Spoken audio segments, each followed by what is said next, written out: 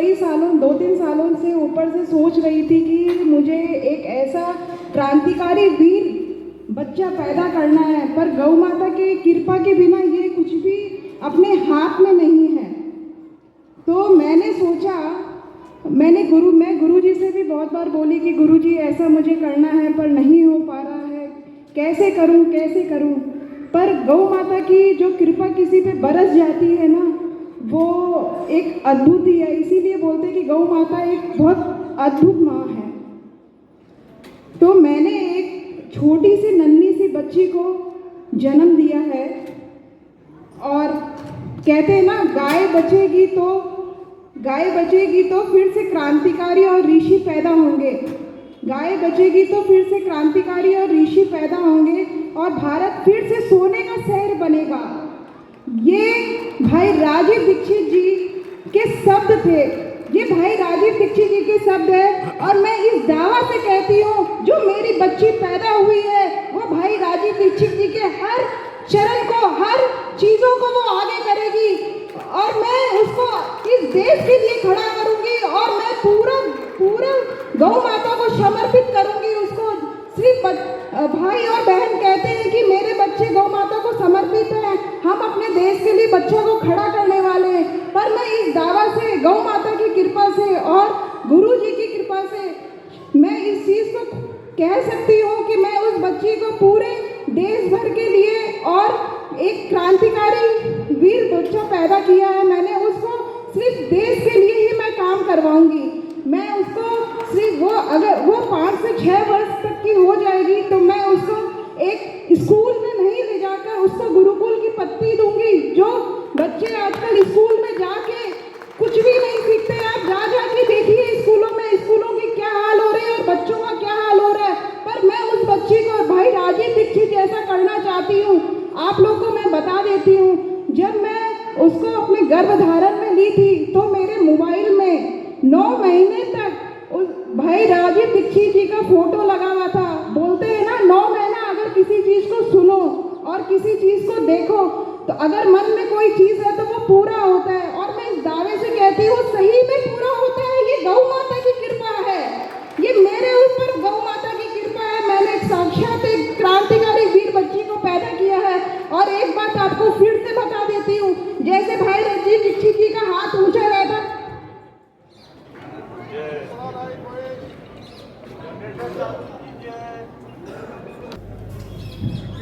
जैसे भाई राजीव दीक्षित जी का हाथ ऊपर रहता था, मैं आपको बहुत छोटी सी बात नहीं कह रही, बहुत बड़ी बात कह रही हूँ।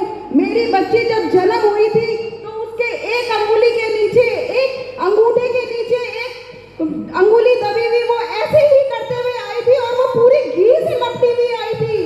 ये भाई राजीव दीक्षित जी का और गुरु जी का बहुत बड़ा योगदान रहा है।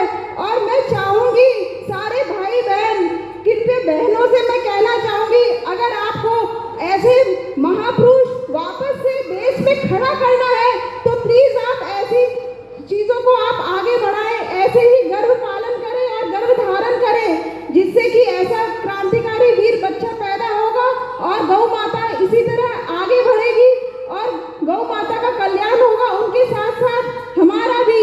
तो मैं चाहूँगी ऐसे वीर पुरुष को पैदा करिए। मैं 9 महीने तक कोई भी डॉक्टर्स का सप्लीमेंट्स नहीं ली थी, ना कोई दवाई ली, ना कोई अल्ट्रासाउंड कराया। उसको पूरी तरीके से मैंने घर पे ही अपने कमरे में उसको जन्म दिया है। मेरे घर से अरिहन जैन जी मेरे घर वाले हैं, उन्होंने मुझे बोला, वो बहुत डर रहे थे कि कैसे तू कर लेगी इस चीज़ को, वो बहुत डर रहे थे। मेरी बच्ची 29 फरवरी 2024 को पैदा हुई थी और वो अभी 8 महीने की हो गई।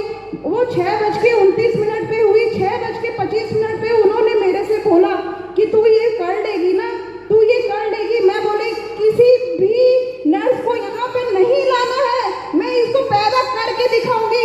मैं उस कमरे में डोलती फिरती रही।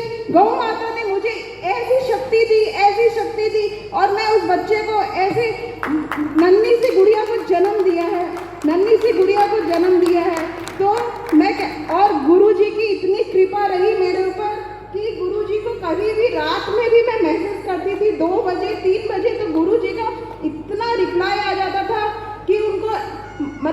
ऐसा लगता था कि वो मेरे साथ है। मेरे हस्बैंड मुझे बोलते थे कि नहीं ये दवाई तू ऐसे ले ले, पर नहीं, उनकी बात मैंने कभी नहीं मानी। और सेम चीज गुरुजी बताते थे मुझे कि नहीं ऐसे ले लो, पर गुरुजी की ही बात मानी। आज मेरी गुड़िया 8 महीने की हो गई, आज तक जैसे गुरुजी बोलते हैं मैं वैसे ही करती आ रही हूँ। उसको कोई वैक्सीनेशन भी नहीं दिलाया। मेरे घर पे वैक्सीन वाले बहुत लोग आके घूम के गए कि आपके यहाँ बच्ची हुई है, आप उसको वैक्सीन दिलाओ। तो हम लोगों ने उनको नकार दिया कि नहीं, कोई वैक्सीन की जरूरत नहीं है। आप लोग जो ये बच्चों को वैक्सीन दे रहे हो ये बहुत गलत काम कर रहे हो, ऐसे बच्चों को वैक्सीन नहीं दिया जाता है। तो देखो गौ माता की कितनी बड़ी कृपा है। और अपने गव्यों में जो दवाइयाँ बनाई जाती, गाय के गव्यों से जो दवाइयाँ बनाई जाती है, उसमें एक गुरुजी ने ब्रह्म रसायनम बनाने बताया था। तो मैं वो ब्रह्म रसायनम को मतलब आप विश्वास नहीं करोगे, मैंने उसका सेवन ऐसे किया, मतलब जैसे लगता है ना कि कोई दारू पीने वाले को दारू का नशा हो जाता है ना, वैसे ही मुझे ब्रह्म रसायनम का नशा चढ़ गया था। मैं रात में सोती तो मतलब अपने पास बॉटल रख के सोती थी, 1-1, 2-2, 3-3 बजे ऐसे चम्मच, मतलब कम से कम 9 महीने में मैंने 9 किलो ब्रह्म रसायनम खाया है, 9 किलो। और देख लीजिए आज ऐसा बच्चा पैदा की हूँ मैं, वो आपके सामने अभी नजर आएगा और आने वाले समय में भी आप उसको देखोगे। पर ये पूरी तरीके से गौ माता को समर्पित करूंगी। और देश के लिए क्रांतिकारी वीर पैदा किया है तो देश के लिए तो समर्पित है ही वो। तो इसीलिए मैं चाहूंगी भाई बहनों से, कृपया आप भी ऐसे ही करें जिससे गौ माता भी बचेगी और देश का कल्याण भी होगा।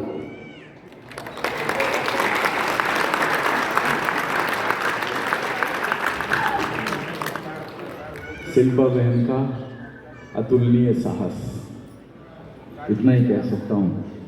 और ये तो देखो एक उदाहरण है, प्रतिवर्ष 20-25 ऐसे बच्चों का नियोजन होता है गवशित परिवारों में, जो गर्भशुद्धि, गर्भधारण, 9 महीने का गर्भपालन, नैसर्गिक प्रसव और फिर बाल पालन अपने भारत का पुराना विज्ञान है, जो आपने सुबह लोकगीतों में देखा। ये पूरा जो प्रक्रिया है गर्भशुद्धि से लेकर के बाल पालन तक लाखों गीत भरे पड़े हैं। इसमें जो शिल्पा बहन ने जो चीजें रखी ना, गुरुजी ने ये किया वो किया, मैंने कुछ नहीं किया। मैंने उतना ही किया कि लोकगीतों में जो ये पूरा विज्ञान जो बिखरा पड़ा हुआ है भारत की विभिन्न संस्कृतियों में, इसको समेटा और समेट करके एक मेडिकल साइंस के अंतर्गत इसको डाल दिया। इतना ही काम किया। इसमें मेरा कोई शोध नहीं है, मेरा कोई अनुसंधान नहीं है, बिखरा पड़ा है।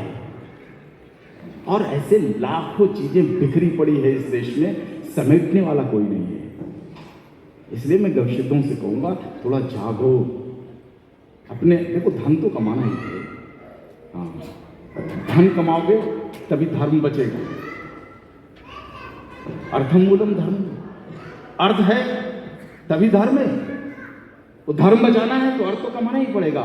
लेकिन थोड़ा समय भारत की बिगड़ी हुई परिस्थितियों को सुधारने में लगाओ, इसमें बहुत उन्नति आपकी होगी। और 2 दिन और सत्र चलेगा।